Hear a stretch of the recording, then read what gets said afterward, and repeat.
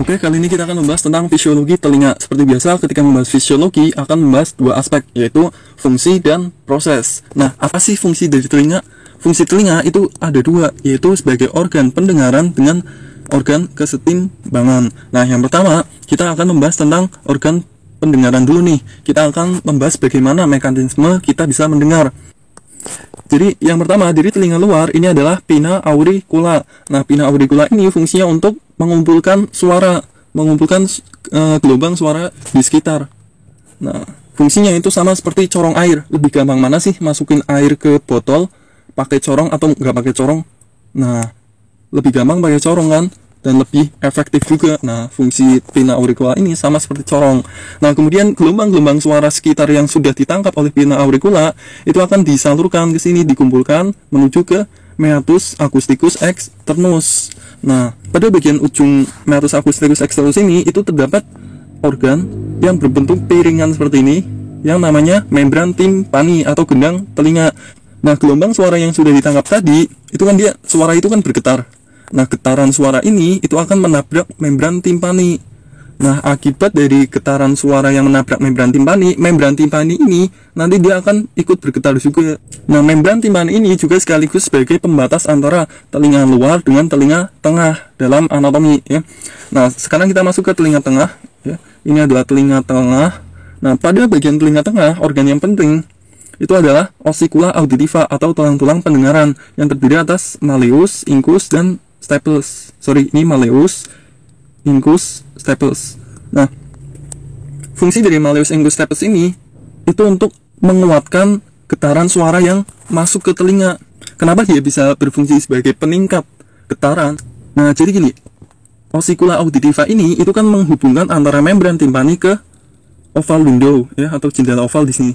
Nah, luas penampang antara membran timpani dengan oval window ini itu lebih besar mana? Luas penampangnya lebih besar membran timpani, ya kan? Nah, karena luas penampang membran timpani itu lebih besar daripada oval window, hal tersebut akan menguntungkan. Kenapa? Karena akan menjadikan tekanan yang masuk itu konduksinya lebih besar. Nah, ossicula auditiva ini ya kayak paku lah. Kalian lebih gampang mana pakai paku yang bagian atasnya lebih lebar, bagian ujungnya runcing, atau sama kayak gini? Lebih enak pakai yang bagian atasnya lebar, bagian ujungnya runcing kan? Nah, sama prinsipnya kayak gini ya. Jadi istilahnya bagian atasnya ini membran timpani, bagian ujungnya oval window, sehingga konduksinya itu lebih mantap. Nah, pada bagian telinga tengah itu juga ada yang namanya ini nih, tuba auditiva. Nah, fungsi dari tuba auditiva ini itu untuk menyeimbangkan antara tekanan di luar, tekanan atmosfer di sini, dengan tekanan di telinga tengah. Nah, kenapa kok keseimbangan tekanan ini penting? Karena gini, ini juga berperan dalam konduksi suara. Kalian ingat nggak pepatah tong kosong bunyinya nyaring? Bener kan? Nah, fungsi dari keseimbangan tekanan di kedua tempat ini ya sama, untuk menyaringkan suara. Nah, bayangkan di sini nggak ada saluran, terus di sini isinya udara. Gimana kalau misalnya tekanan di luar itu lebih tinggi daripada tekanan di telinga tengah? Ya otomatis konduksinya nggak akan sempurna. Lebih nyaring mana, bunyi botol yang tertutup atau botol yang kebuka? Lebih nyaring yang kebuka kan? Nah, sama kayak gini. Nah, masuk ke telinga dalam. Telinga dalam ini disusun oleh dua penyusun, yaitu ada boni labyrinthis sama membranaceus labyrinthis. Nah, boni labyrinthis itu adalah tulang yang mana di dalam boni labyrinthis ada membraneus labyrinthis gitu. Nah, pada boni labyrinthis ya, yaitu ruangan di sini nih. Ini kan ruangan nih. Nah, ruangan pada boni labyrinthis ini itu diisi oleh perilimfe, cairan perilimfe. Sedangkan pada membraneus labyrinthis yang warna biru ini ya, dia diisi oleh endolimfe. Nah, karena kita membahas tentang fisiologi mekanisme mendengar, maka kita akan fokus ke organ ini, yaitu koklea. Koklea ini kalau kita sederhanakan gambarnya supaya lebih jelas, itu akan seperti ini ya. Jadi pada koklea ini kan terdiri atas seperti labirin gini ya. Nah, kita bisa membedahnya menjadi 3 ruangan pada koklea, yaitu ada skala vestibuli, skala media, dan skala timpani. Ya, yang tengah ini adalah skala media. Nah, antara skala vestibuli dengan skala timpani itu pada ujung dari ductus cochlearis ini itu akan menyatu. Nah, persatuan antara skala timpani dengan skala vestibuli disebut sebagai helicotrema. Nah, kemudian untuk yang skala media, dia itu buntu di sini, ya. Nah, yang paling penting di sini itu adalah skala media nih. Karena skala vestibuli dan timpani itu cuma berisi cairan perilimfe. Nah, pada skala media selain berisi cairan endolimfe, dia juga terdiri atas struktur tertentu. Nah, strukturnya itu ini nih. Nah, kalau dilihat di sini terdapat yang namanya organon corti.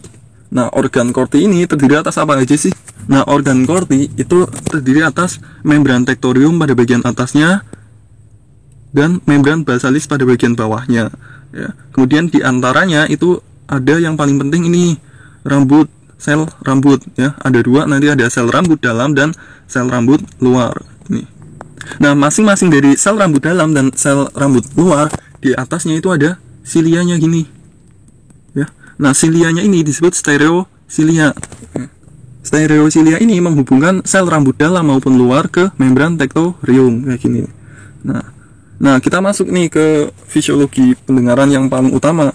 Jadi getaran yang masuk ke telinga kita tadi, ini kan tadi menggetarkan osikula auditiva udah. Terus karena osikula auditiva bergetar, akhirnya dia menabrak jendela oval. Kemudian jendela oval ini dia akan menabrak cairan perilimfe. Nah, karena perilimfe ini juga ikut bergetar, ya, dia akan bergetar keliling gini nih, ya, dari skala vestibuli mengelilingi ke skala timpani.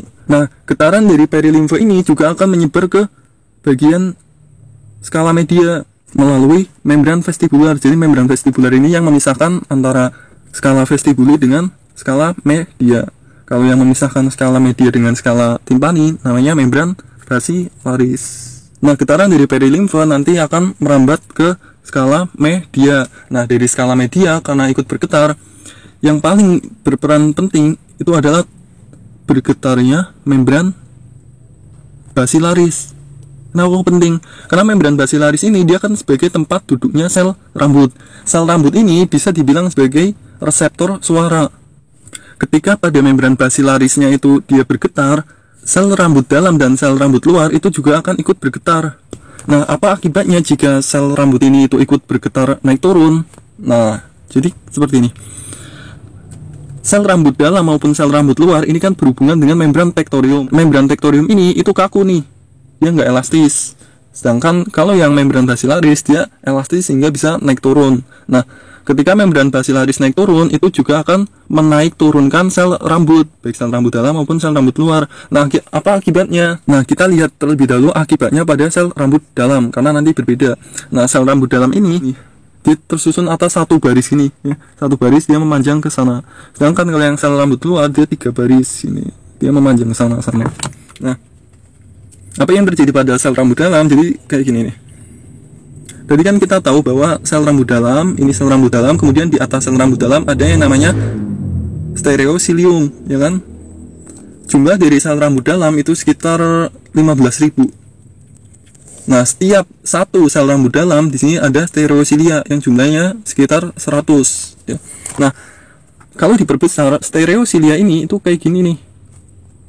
Nah, masing-masing stereosilia itu dihubungkan oleh namanya tip link. Nah, tip link ini itu saling berhubungan antara stereosilia, tetapi pada bagian kanal berpintu mekanis ini, ya.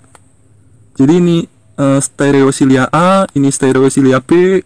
Kedua stereosilia ini dihubungkan oleh tip link pada kanal berpintu mekanisnya. Nah, apa yang terjadi jika sel rambut dalam ini bergetar? Nah, yang terjadi adalah seperti ini. Nah, perhatikan gambar ini. Ini gambar yang pertama, yaitu ketika tidak ada rangsangan suara.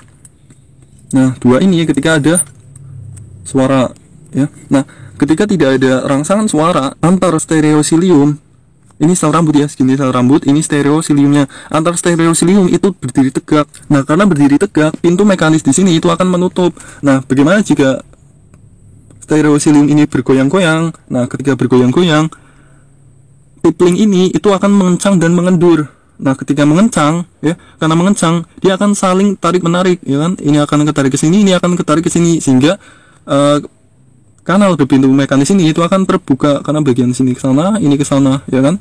Nah, kanal berpintu mekanis ini itu merupakan kanal kalium. Pada bagian skala media itu kan diisi oleh endolimfe.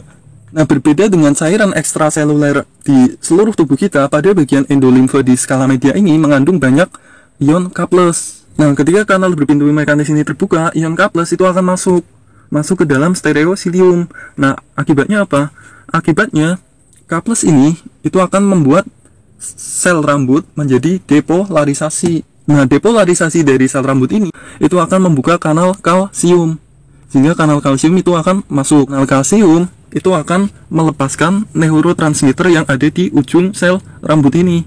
Jadi tadinya neurotransmitternya itu masih dikantongin kayak gini. Nah, setelah kalsium masuk, dia akan dilepaskan. Nah, neurotransmitter yang dilepaskan ini itu adalah jenis glutamat. Nah, ketika glutamat ini dilepaskan, dia akan ditangkap pada sel neuron di sini. Nah, sel neuron ini itu akan mengirimkannya ke otak dan mempersepsikannya sebagai suara. Tadi kan sel rambut ini kan naik turun. Nah, ketika sel rambut ini itu naik, ya, ketika naik dia akan mengendor, ketika turun dia akan mengencang, ya kan? Nah, ketika mengencang itu akan terjadi depolarisasi, ketika mengendor dia akan terjadi hiperpolarisasi. Ketika mengendor itu ini kan akan saling mengendor sehingga ininya menutup kembali. Nah, menutupnya kanal kalium ini itu akan membuat hiperpolarisasi sehingga kalsium itu tidak bisa masuk, sehingga tidak ada neurotransmitter yang dilepaskan. Nah, ini adalah jalur dari pendengaran, ya. Jadi pada koklea melalui nervus vestibulocochlearis itu akan dikirimkan ke pons. Nah, setelah sampai ke pons, dia akan bersinaps menjadi 3. Yang satu itu menuju ke daerah otak yang ipsilateral, yang 2 lainnya itu menuju ke daerah otak yang kontralateral, ya. Misal ini telinga kiri, berarti 1 ke otak kiri, 2 ke otak kanan melalui beberapa sinaps ini nih. Nah, kemudian yang perlu diketahui juga, jadi daerah yang bergetar ketika ada rangsangan getaran suara itu nggak semuanya bergetar, hanya bagian daerah tertentu. Nah, daerah tertentu mana yang bergetar ketika ada suara, nah ditentukan oleh gambar ini.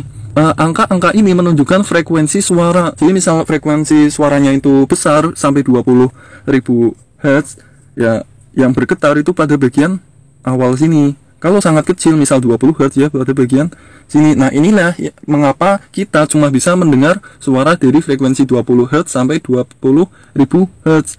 Karena ya organon korti kita cuma bisa menangkapnya segitu. Nah, semakin kecil frekuensi suara, maka dia akan semakin ke dalam bagian koklea sini.